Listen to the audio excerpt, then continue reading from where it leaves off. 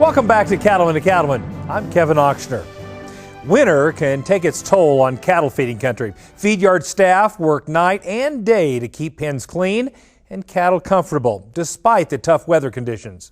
Reporter Brian Baxter has more from the Midwest. The cattle feeding business is never an easy one, but this last winter proved tough for even the most seasoned cattlemen. This is the toughest winter on record.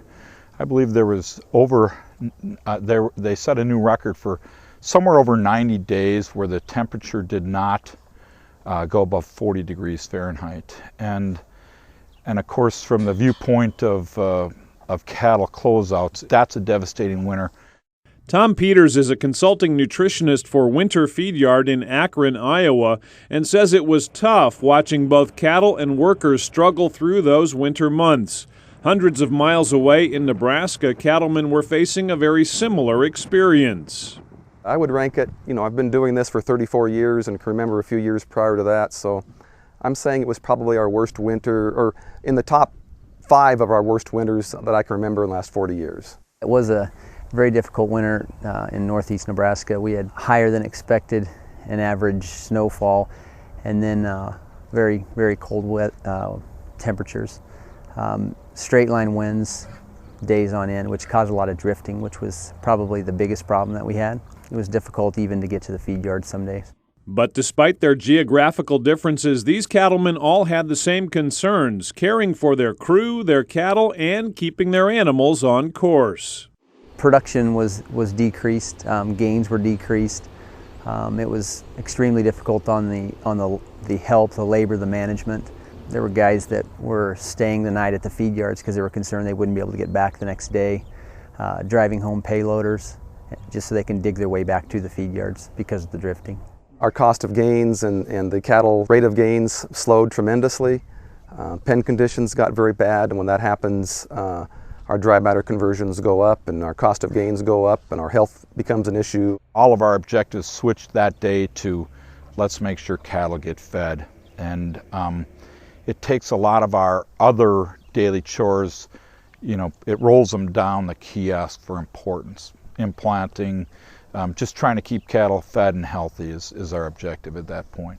With shared concerns, these cattlemen were relieved to have one less thing to worry about because of their use of a stage-release implant, Revalor XS by Merck Animal Health. We use the extended implant Revalor XS for these calves. They come through the chute. It gives us the opportunity when you use the extended day to know when our out date is, more accurately change your out date if you have good performance, or in winter like this where all of a sudden you have to add 30-40 days to the pen of cattle, they're not out. We try not to miss any reimplant windows. I mean, that's just something we just don't want to do.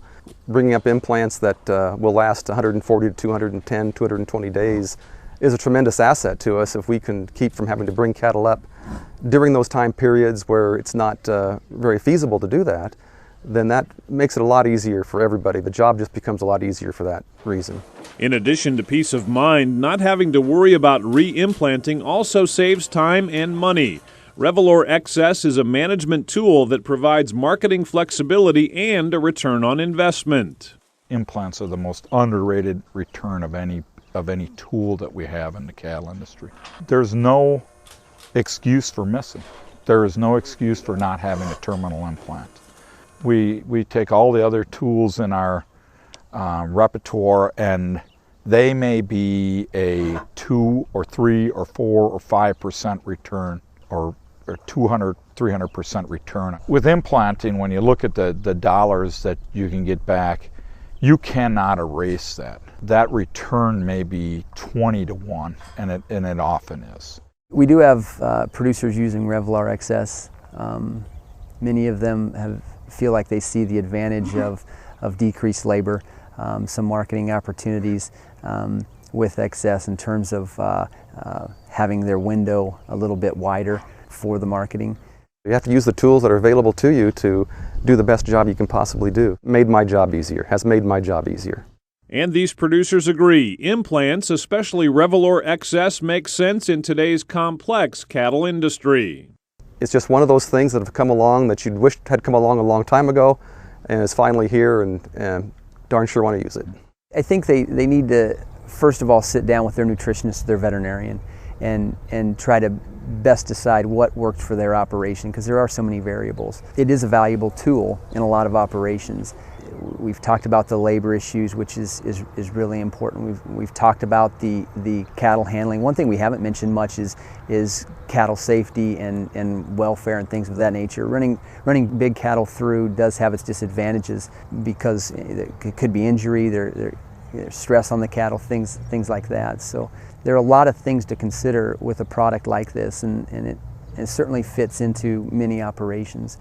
There are a lot of great products out there. I preferentially still use an intermediate dose of the Revalor, followed by Revalor S as my terminal implant. And yet there's some pens that we know are going to be on feed from 165 to 200 days, and we just use the excess because we know it gives us so much more flexibility.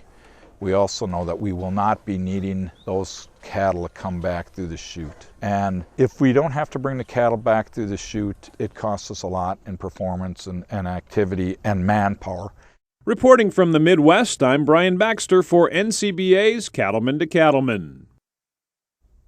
For details on how you can start an implant program on your operation, contact our friends at Merck at their website, merckanimalhealthusa.com. Or you can also visit our website, that's cattlemantocattleman.org.